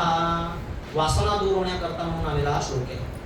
त्यानंतर शत्रूचा नाश होण्याकरता म्हणून सुलभ सुहृद सिद्ध शत्रुजित शत्रुदापनः न्यग्रोधोदुंबरश्वत्तश्चानोरांध्रनिशोधनः. काही एखाद्या विषयाची चिंता असेल, एखाद्या विषयाची काळजी असेल तर त्याकरता म्हणून आलेला जो श्लोक आहे, सहस्रार्चित सप्तजिह्व सप्तैधा सप्तवाहनः अमूर्तिर्नभो चिंत्यो भयनाशनः. भयाचा नाश होतो, काही चिंता असतील तर त्याचा नाश होतो, भयनाशनः. दुःस्वप्न म्हणजे एखादं वाईट स्वप्न आपल्याला जर का पडत असेल, सुस्वप्न आणि दुःस्वप्न असे दोन प्रकार. चांगलं स्वप्न आपल्याला सगळ्यांनाच आवडतं, पण दुःस्वप्नाची मात्र भीती वाटते, ते नको नको असं वाटतं. काही वेळेला झोप येत नाही, एखादं दुःस्वप्न पडल्यानंतर बऱ्याच वेळेला झोप येत नाही. मग त्याकरता दुःस्वप्नाचा नाश होण्याकरता म्हणून जो आलेला श्लोक आहे, उत्तारणो दुष्कृतिः पुण्यो दुःस्वप्ननाशनः वीरः रक्षणः संतो जीवनः पर्यवस्थितः. असे अनेक श्लोक या विष्णू सहस्रनामामध्ये वेगळ्या वेगळ्या कामनांकरता म्हणून सुद्धा आपल्याला आपल्या ग्रंथकारांनी, सिद्ध पुरुषांनी, सत्पुरुषांनी आपल्या करता कल्याणाकरता आपल्या सांगून ठेवलेले आहेत. म्हणूनच या विष्णू सहस्रनामाचं आणि भगवत चिंतनाचं, नाम संकीर्तनाचं महात्म्य आपले ब्रह्मचैतन्य गोंदवलेकर महाराजांनी फार छान शब्दात सांगितलेलं आहे. काय होतं की लोक कोणाचं नाम घ्यावं, कोणाचं चिंतन करावं, कुठल्या देवाचं नामस्मरण करावं या विषयाची उगाचच चौकशी करत फिरतात. सवय असते, एखादा कोणी अमुक एखाद्या संप्रदायाचा अनुयायी असला की त्यांना त्यांच्या संप्रदायाची चौकशी करत बसायचं, दुसरा कोणी दुसऱ्या संप्रदायाचा असला तर त्यांच्या संप्रदायाची चौकशी करत बसायचं, अशी चौकशी करत फिरतात. पण गोंदवलेकर महाराज म्हणतात की मनुष्याने आपल्या कल्याणाच्या प्राप्ती करता, कल्याण व्हावं या हेतू करता उगाचच एखाद्या संप्रदायाची किंवा भगवंताच्या नामाची चौकशी करण्यापेक्षा त्या नावाची चौकशी हे नुसतं पाहिलं तरी सुद्धा आपल्याला आपल्या कल्याणाची प्राप्ती झाल्याशिवाय राहणार नाही. अशा पद्धतीने आपल्याला आजच्या या सत्रामध्ये नामसंकीर्तनाचं महात्म्य बघता आलं, विष्णू सहस्रनामाचं महात्म्य बघता आलं. यथाशक्ती यथामती जे काही चिंतन या ठिकाणी मला मांडता या ठिकाणी आलं तर ते मी भगवंताच्या चरणी अर्पण करतो आणि सुरुवात केल्याप्रमाणे पुन्हा एकदा परशुराम मंदिर संस्थेचे आभार व्यक्त करतो की आपण या वाघ पुष्पाची संधी मला भगवंताची सेवा करण्याची आपण उपलब्ध करून दिली, तर त्याबद्दल पुनश्च एकदा परशुराम मंदिर संस्था आपल्या सगळ्यांचे मी या ठिकाणी ऋण व्यक्त करतो, आभार व्यक्त करतो, आपल्या सगळ्यांना धन्यवाद देतो आणि या ठिकाणी माझ्या वाणीला विराम देतो. देव परशुराम भगवान की जय.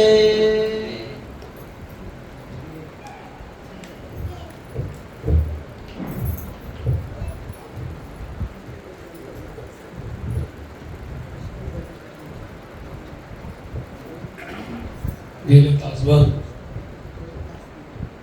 खूप सुंदर कौस्तुभ शास्त्री पाटणकरांनी विष्णू सहस्रनाम किंवा एकंदर नामाचं किती महत्व आहे आणि ते नाम उच्चारणाचे फायदे याच्यावर आपल्याला सुंदर प्रबोधन केलं. वेदांनी सांगितले नामाधिष्ठाते देवता, ज्या इच्छेने आपण मंत्रांचा उच्चारण करतो ती देवता त्या मंत्रामध्ये प्रविष्ट होते असं वेदवाक्य सुद्धा आहे. आमचा त्र्यंबकेश्वर सुद्धा नित्य राम नामाचा जप करत असतो. त्र्यंबकै यजामहे, रोज या रामनामाचं यजन म्हणजे मंत्र जप पठण निरंतर चालू असतं आणि तेच आपल्या सगळ्यांनाही त्यांचं सांगणं असतं की त्या रामनामाच्या जपाने काय होतं तर आयुष्याचं सार्थक होतं. सुगंधिम पुष्टिवर्धनम, निरामय आरोग्य मिळतं, ऐश्वर्य प्राप्ती होते आणि अमृतत्वाची प्राप्ती आपल्याला न कळत होते. जसं एखादं काशीफळ आहे ते परिपक्व झाल्यानंतर इतकं लीलय अलग होतं की त्या जीवनाचं सार्थक कधी झालं हे सुद्धा त्याला विचार करायला वेळ लागत नाही. असं अमृतत्वाची प्राप्ती या नामस्मरणाने होते. हेच आपण या गेले तासभर प्रबोधनामध्ये चिंतन करत होतो. असंच उत्तरोत्तर या परशुराम उत्सवामध्ये दरवेळेला वेगवेगळे विषय घेऊन चिंतन करावं अशी संस्थेतर्फे त्यांना प्रार्थना करतो. या परशुराम देवतेचा प्रसाद आमच्या संस्थेचे सदस्य राजेंद्र दादा फडके यांनी त्यांना वस्त्र आणि श्रीफल अर्पण करून गौरव करावा ही प्रार्थना करतो.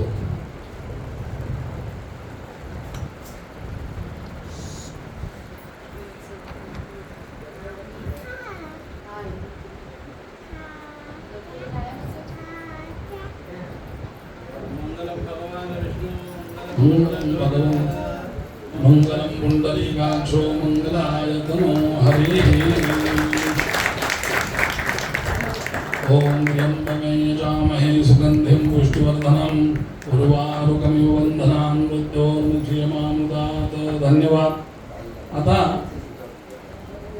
या पुढच्या काळात